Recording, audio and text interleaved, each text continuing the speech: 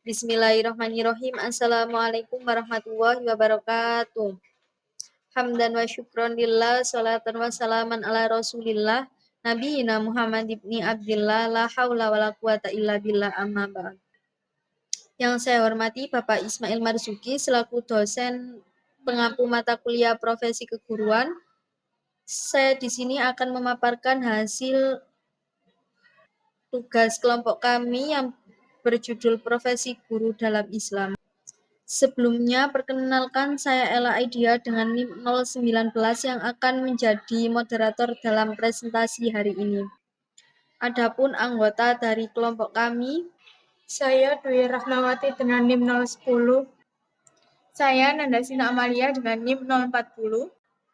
baik yang pertama pendahuluan, guru tidak hanya menyampaikan materi, guru membentuk sikap, kebiasaan, dan karakter murid.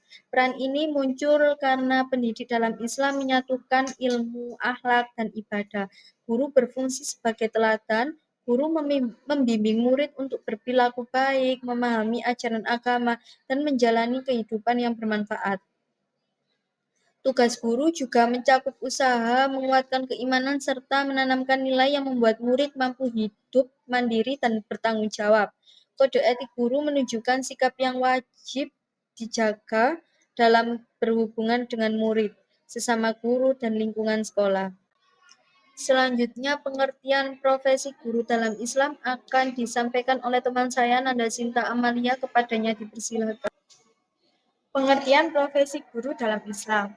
Dalam konteks pendidikan Islam, guru atau al-mu'alim merupakan sosok yang memiliki kedudukan sangat tinggi. Mereka tidak hanya bertanggung jawab untuk menyampaikan pengetahuan, tetapi juga untuk membantu karakter dan moral peserta didik. Dalam bahasa Arab, istilah al-mu'alim berasal dari kata ta'alum yang berarti belajar. Oleh karena itu, guru tidak hanya berfungsi sebagai pengajar, tetapi juga sebagai pembelajar yang terus-menerus meningkatkan kualitas diri untuk mendidik murid-muridnya dengan lebih baik. Guru dalam Islam dipandang sebagai penerus tradisi pengetahuan yang dimulai sejak zaman Nabi Muhammad SAW, yang juga berperan sebagai seorang guru. Dalam Quran Surat Al-Baqarah ayat 151, Allah berfirman, yang artinya, sebagaimana kami telah mengutus kepadamu seorang Rasul dari golongan sendiri, yang membacakan ayat-ayat kami kepadamu, menyucikan kamu dan mengajarkan kepadamu Alkitab dan Al-Hikmah, serta mengajarkan apa yang belum kamu ketahui.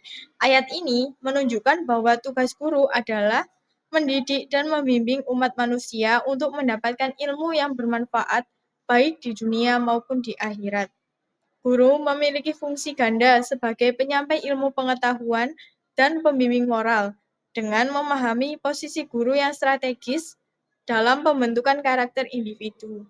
Maka penting bagi setiap pendidik untuk menanamkan nilai-nilai Islam dalam proses pembelajaran. Selanjutnya, tugas pokok dan fungsi guru dalam Islam akan disampaikan oleh Dwi Rahmawati, kepadanya dipersilahkan. Selanjutnya ada tugas pokok dan fungsi guru dalam Islam. Dalam perspektif Islam, peran guru tidak hanya terbatas pada penyampaian materi pelajaran, tetapi juga mencakup tanggung jawab untuk menanamkan nilai-nilai moral dan spiritual pada peserta didik. Guru memegang peran sentral dalam membimbing serta menarahkan peserta didik agar memiliki akhlak yang luhur, memahami pendidikan spiritual atau tarbiyah ruhiyah, dan membangun karakter yang selaras dengan ajaran agama. Berikut beberapa alasan mengapa tugas ini begitu penting. Yang pertama yaitu tarbiyah spiritual dalam pendidikan Islam. Tarbiyah spiritual merupakan salah satu konsep utama dalam pendidikan Islam yang berfokus pada pengembangan spiritualitas dan penguatan keimanan individu. Guru memiliki peran penting dalam membimbing peserta didik untuk memahami nilai-nilai spiritual, meningkatkan kualitas keimanan, serta membiasakan hidup dalam ketakwaan kepada Allah SWT. Yang kedua yaitu ada akhlak mulia dalam pendidikan Islam. Akhlak mulia merupakan aspek fundamental dalam ajaran Islam yang menekankan pentingnya pembentukan karakter yang baik serta perilaku terpuji. Guru memiliki peran strategis dalam menanamkan nilai-nilai akhlak mulia kepada peserta didik seperti kejujuran, amanah, kasih sayang, serta sikap tolong-menolong. Yang ketiga ada pembentukan karakter dalam pendidikan Islam. Pembentukan karakter merupakan elemen penting dalam pendidikan Islam yang berfokus pada pengembangan kepribadian yang kuat, mandiri, serta bertanggung jawab. Selain itu, pembentukan karakter juga mencakup penanaman sikap peduli, jujur, dan disiplin dalam aktivitas sehari-hari. Dalam perspektif pendidikan Islam, peran guru dalam menanamkan nilai moral dan spiritual kepada peserta didik memiliki kedudukan yang sangat esensial. Melalui penerapan konsep tarbiyah spiritual, pembinaan akhlak mulia dan dan penguatan karakter, guru mampu membimbing peserta didik untuk memahami nilai-nilai keagamaan, mengembangkan perilaku terpuji, serta membentuk kepribadian yang berintegritas. Dengan demikian, pendidikan Islam tidak hanya berfokus pada pencapaian akademik, tetapi juga menekankan pembinaan moral, spiritual, dan karakter sebagai landasan penting dalam mencetak individu yang berdaya guna bagi agama, masyarakat, dan bangsa. Selanjutnya, karakter guru dalam Islami akan disampaikan oleh Nada Sinta. Kepadanya dipersilahkan. Karakteristik guru Islami. Menurut Winata Ferry Rizky, tahun 2024 ada 10 karakteristik guru Islami. Yang pertama, berakidah Islamiyah benar dan kokoh. Akidah Islamiyah yang benar dan kokoh merupakan fondasi utama bagi seorang guru Islami, di mana akidah berasal dari kata yang berarti mengikat dan menjadi kepercayaan yang selalu menyertai Muslim. Diambil dari ayat-ayat Al-Quran, mutawir seperti Quran Surat Al-Ikhlas yang menegaskan keesaan Allah tanpa syirik, serta keyakinan pada Allah, malaikat, kitab, rasul, hari kiamat, dan takdir baik buruk. Sebagai misi utama Rasul, akidah ini memastikan amal ibadah diterima, mencegah syirik yang membatalkan pahala, dan menjadi kewajiban akhir sebelum meninggal dunia. Sebagaimana hadis Nabi yang menjanjikan surga bagi yang akhir ucapannya la ilaha illallah, akidah melahirkan generasi terbaik, memberikan ketenangan jiwa, dan mendorong ikhlas ibadah pembebasan akal dari kesesatan, serta semangat berbuat baik sambil menjauhi dosa, sehingga guru dapat menciptakan umat kuat yang menegakkan agama dan meraih kebahagiaan dunia akhirat. 2. Mengamalkan syariah secara benar dan baik. Mengamalkan syariah secara benar dan baik adalah pedoman hidup yang diciptakan Allah bagi Muslim. Berasal dari kata syari yang berarti jalan hidup. Meliputi aturan hubungan manusia dan Tuhan, antar manusia dan alam yang diperinci oleh Nabi Muhammad. Syariah menekankan muamalah sosial lebih dominan daripada ibadah ritual. Dengan alasan Al-Quran dan hadis membahasnya lebih banyak. Muamalah diutamakan sehingga ibadah bisa diperpendek. Ibadah komunal lebih pahala dan amal sosial lebih besar pahalanya daripada sunnah. Fungsi syariah adalah mengarahkan manusia sebagai hamba Allah menuju kebahagiaan hakiki dunia akhirat, serta sebagai khalifah yang mengelola bumi, sehingga guru Islami harus menerapkannya dalam interaksi sehari-hari untuk membentuk siswa yang taat dan harmonis. 3. Berakhlak karimah. Berakhlak karimah adalah inti pendidikan Islam, di mana akhlak sebagai budi pekerti atau tingkah laku lebih diutamakan daripada kecerdasan intelektual dengan keragaman berdasarkan nilai baik buruk dan sasaran perilaku. Dalam pandangan Islam, Muslim sempurna jika berakhlak baik, dan pendidikan akhlak adalah tujuan tertinggi sesuai misi Nabi untuk menyempurnakan akhlak. Kode etik Al-Ghazali bagi guru meliputi memberikan kasih sayang seperti anak sendiri, meneladani Nabi tanpa pamrih, mencegah perilaku buruk, tidak meremehkan bidang ilmu lain, menyajikan pembelajaran sesuai kemampuan, dan mengamalkan ilmu secara konsisten. Guru Islami harus membina akhlak siswa melalui teladan Rasulullah, menghindari tindakan amoral, dan mempersiapkan generasi berakhlak mulia untuk melanjutkan pembangunan umat. 4. Bersyukur. Bersyukur adalah sikap pengakuan dan penggunaan nikmat Allah sesuai kehendaknya, berasal dari syakara yang berarti berterima kasih, lawan dari kufur yang menyembunyikan nikmat. Syukur mencakup 3 aspek: hati, nikmat sebagai anugerah ilahi dengan kerelaan, lidah mengucapkan alhamdulillah, dan perbuatan memaafkan nikmat untuk ketaatan. 5. Ikhlas dan husnuzon kepada Allah. Ikhlas dan husnuzon kepada Allah melibatkan memurnikan amal ibadahnya hanya untuk Allah tanpa pamrih manusia, di mana ikhlas berarti bersih, tulus, dan murni. Lawan dari syirik yang bisa membuat musyrik. Menurut ulama seperti Abu Ali Ad-Daqqaq dan Al-Junaid, ikhlas menghilangkan pamrih dan hawa nafsu dengan ciri tidak peduli pada pujian atau cemooh, sabar, bijaksana, dan damai. Selanjutnya yang keenam ada mencintai ilmu, berusaha menyukai iptek dan ilmu agama, dan menghilangkan dikotomi ilmu agama dan non-agama.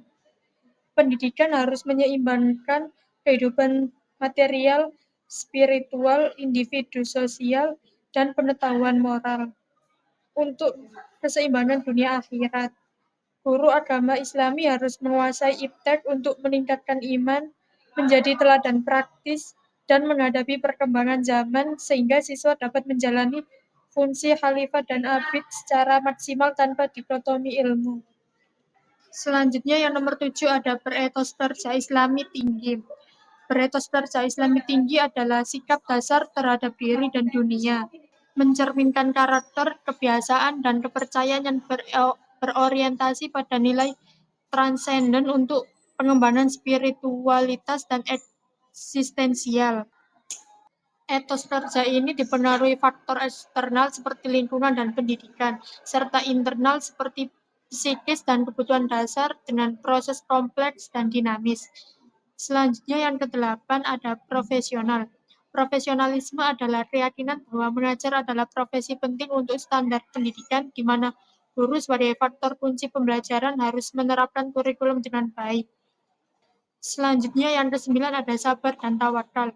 Sabar dan tawakal adalah sifat penting bagi pendidik, di mana sabar sebagai separuh iman sifat Allah atau as-sabur melibatkan menahan diri dari gelisah, cemas, dan marah, serta bertahan menghadapi cobaan. Tawakal adalah penyerahan hasil kepada Allah setelah usaha, muncul dari keyakinan bahwa Allah mengatur segalanya, membawa ketenangan hati dan kebaikan tugas. Keduanya saling melengkapi, muncul dari akidah kuat, sehingga guru Islami dapat menghadapi tantangan seperti kenakalan siswa. Selanjutnya yang ke-10 ada menebarkan rahmat bagi semua. Menebarkan rahmat bagi sesama, menjadikan guru sebagai multikultural rahmatan lil alamin atau rahmat bagi semesta, mempromosikan toleransi, penghargaan perbedaan, dan solidaritas di tengah keberagaman suku, agama, ras, dan budaya Indonesia. Untuk selanjutnya, kode etik guru dalam Islam. Kode etik adalah mengatur hubungan personal antara penduduk dan peserta didik, antara pendidik dengan orang tua peserta didik, antara pendidik dan pendidik, serta antara atasannya. Menurut Aulia 2021, kode etik guru di tengah para murid antara lain yang pertama, guru hendaknya mengajar dengan niat mengharapkan ridha Allah dan menyebarkan ilmu, menegakkan kebenaran. Yang kedua, guru hendaknya tidak menolak dengan niat mengharapkan ridha Allah yang tidak mempunyai niat tulus dalam belajar. Yang ketiga, guru hendaknya mencintai muridnya seperti ia mencintai dirinya sendiri. Artinya, seorang guru hendaknya menganggap bahwa muridnya itu adalah merupakan bagian dari dirinya sendiri. Yang keempat, guru hendaknya memotivasi murid untuk menuntut ilmu seluas mungkin.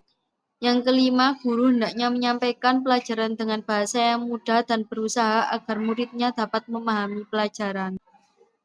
Selanjutnya, guru hendaknya mengadakan evaluasi terhadap kegiatan belajar mengajar yang dilakukannya. Hal ini dimaksudkan agar guru selalu memperhatikan tingkat pemahaman siswanya dan pertambahan keilmuan yang diperolehnya.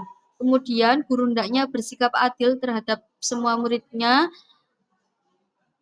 Terus, guru hendaknya berusaha membantu kemaslahatan murid baik dengan kedudukan maupun hartanya. Yang terakhir, guru hendaknya terus memantau perkembangan murid baik intelektual maupun akhlaknya. Murid yang soleh akan menjadi tabungan bagi guru baik di dunia maupun di akhirat. Dapat disimpulkan, dalam pendidikan Islam, guru memiliki peranan penting sebagai penyampai ilmu sekaligus pembina akhlak dan karakter. Tugas utama guru meliputi pendampingan spiritual, pembinaan akhlak mulia, dan pembentukan karakter yang sesuai dengan ajaran agama. Guru Islami dituntut memiliki akidah yang kuat, akhlak baik, ketulusan, etis kerja, serta profesionalisme. Selain itu, guru harus mematuhi kode etik yang menekankan kejujuran, keadilan, kasih sayang, dan tanggung jawab dalam membimbing dan membangun murid agar tujuan pendidikan dapat tercapai. Ini adalah tes formatif dari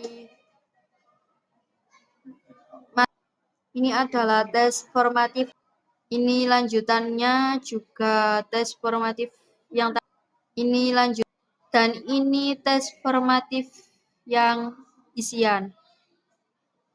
Dan sudah sekian, terima kasih. Saya akhiri. Wassalamualaikum warahmatullahi wabarakatuh.